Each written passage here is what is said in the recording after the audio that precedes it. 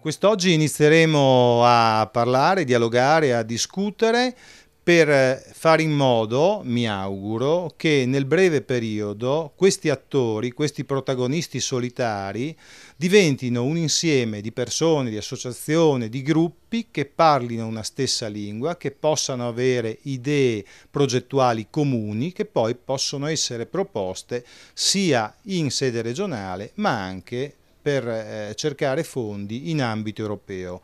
È sempre più importante fare sinergia, fra non molto ci sarà il centenario della Grande Guerra, abbiamo dei territori ricchi, dei territori che possono davvero richiamare flussi turistici importanti e questo dovrebbe essere sufficiente per far sì che tutti si incominci a lavorare insieme a rete e in un'unica direzione. Sempre per capire il tema della serata, come è stato impostato, io credo sia giusto che leggiamo assieme questa lettera che mi ha inviato l'assessore alla cultura Elio De Anna e che in qualche modo sintetizza il senso di quanto facciamo e andremo a fare. Dice: caro consigliere, ho letto con particolare attenzione il programma e i contenuti della tavola rotonda della Grande Guerra che organizza il Cividale, città patrimonio mondiale dell'UNESCO. Il profilo che hai voluto dare all'iniziativa va nella giusta direzione, evitando di farla diventare una vetrina accademica, volendo al contrario valorizzare le risorse associative, formative e professionali del territorio cividalese e friulano. Ugo Falcone, membro della Società Italiana di Storia Militare, già docente di archivistica all'Università degli Studi di Udine, e responsabile cultura dell'Associazione Italiana Cultura e Sport, nonché consigliere nazionale, e questa sera dovrò moderare e introdurre i lavori della tavola rotonda Storia, Giovani e Territorio. Ed è dedicato in particolar modo al centenario che avverrà nel 2014 quando ci sarà la ricorrenza dello scoppio della Prima Guerra Mondiale. E quindi dal 2014 in poi ci saranno tutta una serie di iniziative sul nostro territorio fino al 2018 proprio per ricordare quegli anni tragici della Prima Guerra Mondiale, la Prima Guerra moderna, contemporanea. La Regione Friuli Venezia Giulia riconosce le attività svolte da esperti specializzati sui siti della Grande Guerra, tra cui l'attività di accompagnamento di persone sui campi di battaglia, naturalmente affiancando la guida turistica, e le attività didattiche e di divulgazione dello specifico patrimonio storico-culturale, in modo che siano i giovani i primi conoscitori e fruitori dell'enorme e prezioso tesoro dei beni culturali che il nostro territorio possiede. Sono Giuseppe Ruolo, consigliere del Comune di Cividale con delega alle politiche giovanili e sono qui stasera a questo evento organizzato dal consigliere Roberto Novelli che parlerà di giovani e storia. È un connubio che noi qui a Cividale portiamo già avanti da molti anni perché, come tutti ben sapete, Cividale è un posto ricco di cultura e di storia e noi cerchiamo di sfruttare queste caratteristiche dando la possibilità ai giovani di usufruire di borse lavoro per mantenere aperto il Tempietto Longobardo, per il museo archeologico e per altri siti di importanza, diciamo così, culturale e artistica per Cividale. Sono qui per portare una testimonianza che questo percorso che si vuole intraprendere è un percorso efficace, è un percorso costruttivo, è un percorso che può portare lontano ed è un percorso che può realmente dare degli sbocchi occupazionali per i nostri giovani. Questo non lo dico, diciamo così, per fantasia, ma lo dico perché qui a Cividale, che da anni coinvolge i propri giovani, facendo, diciamo così, creando una sinergia molto proficua fino ad oggi e anche costruttiva proprio per i giovani tra cultura, arte, storia e possibilità occupazionali. Sono Mario Floriangic, cividalese doc nato e cresciuto. Dopo tanti anni siamo riusciti finalmente a organizzarci e fare questa associazione Cividale 900, dove abbiamo intenzione di recuperare tutti quegli oggetti che si trovano ancora per le case, per le soffitte, per i cassetti in Cividale e in tanti altri paesi. E a simulare questa cosa e la storia non dobbiamo cancellarla. Noi abbiamo intenzione di fare un museo in Cividale, possibilmente quanto prima. Il nostro gruppo è nato dall'iniziativa di alcuni collezionisti gli oggetti, reperti, ricordi, fotografie, tutti legati al Novecento. Da queste considerazioni è sorta l'istanza di realizzare un'esposizione permanente con varie finalità. Primo, mantenere la memoria delle nostre genti e far scoprire ai nostri consuetudini aspetti poco conosciuti del territorio in cui vivono. Secondo, far scoprire il nostro patrimonio storico e territoriale all'esterno. Terzo, incrementare l'offerta turistica. Quarto, creare un circolo virtuoso per la comunità. Sono Enrico De Luca, il presidente del Consorzio Memoria Storica, sono il curatore della Fototeca Storica del Friuli che appunto segue, raccoglie e cataloga le principali documentazioni iconografiche e fotografiche della Grande Guerra in regione. Stasera parleremo di storia e di opportunità legate alla storia e alla cultura. Perché questa legge ha avuto bisogno di esistere? Venendo e collegandoci al discorso di oggi, che è quello di opportunità al territorio, io penso che questa legge sicuramente costituisca un'opportunità concreta, e lo penso soprattutto a chi è un po' più libero, quindi ovviamente ai giovani, e questa quindi secondo me può essere una legge finalizzata a dare opportunità ai giovani. Buonasera, mi chiamo Luca Cossa, sono da 25 anni nel circuito di ricerca storica sulla Prima Guerra Mondiale e non solo, anche sulla parte della Seconda Guerra Mondiale. Questa sera interverremo sulle opportunità di lavoro alla luce della nuova legge emanata dalla Regione, la numero 6 del 2012, che è una legge che viene praticamente a normare in forma più sicura, certa e definita la figura dell'esperto sul siti storici della Grande Guerra. E si sta già creando un consorzio di idee più che effettivo per appunto rendere un servizio sul territorio che racconti la storia di quei luoghi che poi tra l'altro sono magnifici anche dal punto di vista naturalistico. La legge è importante, è importantissima, ma deve essere giustamente accompagnata a una ricaduta sul territorio effettiva. Ma il problema è riuscire a far sopravvivere queste iniziative, ed è questa la vera sfida che aspetta gli amministratori e non solo, ma anche tutti coloro che operano in questo settore culturale. Daniele Bacchet, direttore di Civiform. Io ringrazio per l'invito che ci è stato rivolto di entrare in questa splendida vicenda con il nostro know-how, che è quello di fare formazione.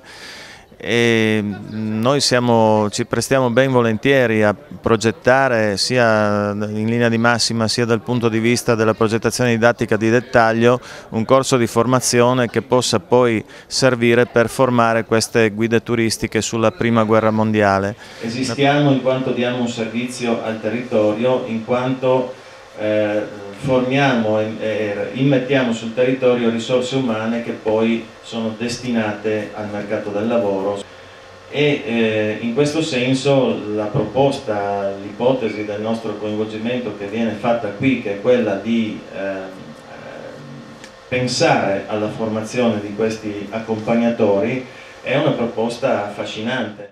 Sono Guido Aviani Fulvio, rappresento l'Associazione Nazionale Alpini, sezione di Cividale, che vede in questa occasione un ottimo momento per lanciare l'idea di avere in gestione la vecchia stazione ferroviaria di Cividale per realizzare un museo, una mostra permanente. L'Associazione Nazionale Alpini ha un compito fondamentale: ricordare la nostra storia. E allora noi desideriamo, alpini di Cividale, in collaborazione con l'Associazione Novecento, con tutti, riuscire ad avere un museo più che della Grande Guerra, adesso per l'amor di Dio, poi museo, mostra, chiamatela come volete. Noi vogliamo avere un sito dove ricordare la storia d'Italia. Sono Belus Matteo, ho un museo storico sulla Grande Guerra, sono appassionato sui fatti del primo conflitto e secondo conflitto. Durante questo convegno parlerò del museo che ho realizzato a Tribile Superiore, Comune di Stregna, dove ho raccolto tutto il materiale recuperato nelle valli natisone. La passione mi ha portato non solo a prendere coscienza dei fatti accaduti, ma anche a raccogliere reperti. Tante collezioni private non verranno mai viste e penso che, non essendo disponibili al pubblico, creano una perdita culturale per tutti. In ottica di conoscenza del territorio, anche ai fini turistici, il solo museo non è sufficiente, ognuno deve fare la sua parte. Il museo deve essere un tassello di un progetto molto più vasto, che ha bisogno di una collaborazione globale per una condivisione del territorio in chiave europea. Marco Pascoli, referente storico del Museo della Grande Guerra di Ragogna. Stasera interverremo nella tavola rotonda dedicata alla storia, al turismo storico, al territorio, ai giovani, in particolare presentando l'esperienza del Museo della Grande Guerra di Ragogna, il progetto del catasto dei graffiti della Grande Guerra e infine le potenzialità turistiche che progetti di questo tipo possono portare ad un territorio, prendendo appunto come riferimento l'esperienza del medio Friuli, del medio tagliamento Friuli Collinare. Trasformare o comunque aggiungere ad una realtà di volontariato un progetto economicamente sostenibile è la chiave non solo per creare occupazione, creare sviluppo al territorio, ma anche per rendere le nostre risorse fruibili e valorizzare in un modo sicuramente migliore e più diffuso quelle che è la musealità o anche gli stessi sentieri, comunque i servizi ai visitatori. Da lì il territorio è più curato, i sentieri sono più curati, c'è un interesse reale che sta dietro, diciamo, alla valorizzazione e alla fruizione dei beni culturali della Grande Guerra. Mi chiamo Arduino Carniello e mi interesso principalmente dell'aspetto inerente il sistema difensivo della Prima Guerra Mondiale, che questa sera, tempo permettendo, perché i relatori hanno dei tempi molto contenuti, cercherò di illustrare nella serie. Quindi spiego la motivazione della mia ricerca, che è stata effettuata per approfondire la conoscenza del territorio della regione Friuli Venezia Giulia. Questo territorio è stato per almeno 2 millenni oggetto di continua invasione di popolazioni, quindi l'obiettivo della ricerca è quello di individuare i vari aspetti storici, culturali ed ambientali ai fini della promozione turistica e la valorizzazione territoriale. Bene, sono Stefano Perulli, mi occupo di recupero e archiviazione e catalogazione di archivi fotografici e il mio intervento di stasera sarà relativo alla fotografia, all'uso della fotografia in ambito storico, della fotografia storica. Da una parte ci sono i fotografi professionisti, addirittura i corpi specializzati degli eserciti che vengono incaricati di redare delle vere mappature fotografiche dell'avanzata delle truppe, dei combattimenti e delle zone interessate al fronte. Dall'altra, per la prima volta in assoluto, invece ci sono gli stessi soggetti protagonisti, cioè gli stessi soldati che si autorappresentano in modo massiccio sentendo appunto l'esigenza di fissare per la prima volta momenti ed esperienze di vita vissuta. E proprio partendo da questi dati di fatto che un sapiente utilizzo della fonte fotografica diventa un eccezionale veicolo di valorizzazione di realtà museali presenti sul territorio, è un formidabile strumento didattico di lettura storica e allo stesso tempo una fonte pressoché inesauribile di consolidamento della memoria. Giovanni Aviani Fulvio, faccio un intervento in quanto chiamato a parlare di editoria. Il vero problema è far conoscere queste cose, quindi editoria, quindi pubblicazioni. Pubblicare vuol dire rendere pubblico, appunto. La proposta è, ecco, che oltre all'editoria cartacea va fatta assolutamente l'editoria elettronica. Io propongo che ci sia una struttura che raccolga tutti coloro che abbiano un unico punto di coagulo, una validità, un bollino di qualità.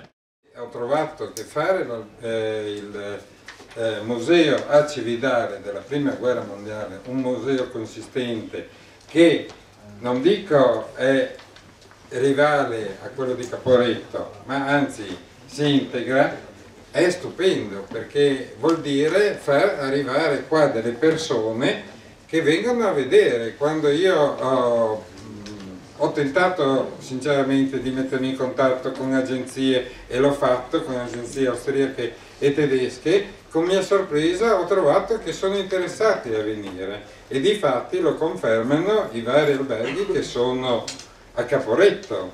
E perché non fare qua? Anche qua un motivo di attrazione turistica. È stato detto da qualcuno che non si va più da nessuna parte nel momento in cui lo si fa in modo isolato, senza, utilizziamo ancora una volta il termine, fare rete, fare sinergia. Abbiamo visto questa sera la passione, la conoscenza, la cultura. Abbiamo anche capito, e io per primo, che non conoscere significa anche non apprezzare, perché molto spesso noi non conosciamo e quindi non apprezziamo quelle che sono le bellezze naturalistiche, ma anche architettoniche, ma anche storiche di un territorio. Abbiamo anche capito che il mondo non si ferma e anzi è sempre più veloce e che quindi se vogliamo davvero riuscire a portare su questi territori qualcosa in più, un valore aggiunto rispetto ai già tanti valori presenti e apprezzati, dobbiamo cercare di farlo insieme.